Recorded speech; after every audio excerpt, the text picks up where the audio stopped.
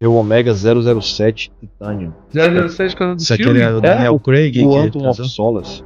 É lacrado ainda, tá vendo? Aquele ator Daniel Craig. É, Usou. exato. É apaixonado por esse relógio. É uma série limitada de, acho que é 7 mil peças, enfim. Olha, É, muito bacana esse relógio. Essa pulseira é muito bonita. é bonita a pulseira, né? Tem o ar meio industrial, né? Ela é diferenciada. Bonito. E tem muita... 2026, tá? 2026. E tem muito relógio que tem essas coleções exclusivas, né? Tem. A Omega, que é a marca que eu mais curto. Eu vi você falando. Não é a marca que eu mais vendo. É a marca que eu mais curto muito longe. Eu gosto.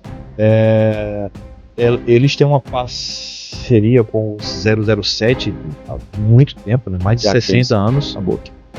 E de vez em quando eles lançam uma coleção aí muito, muito bacana.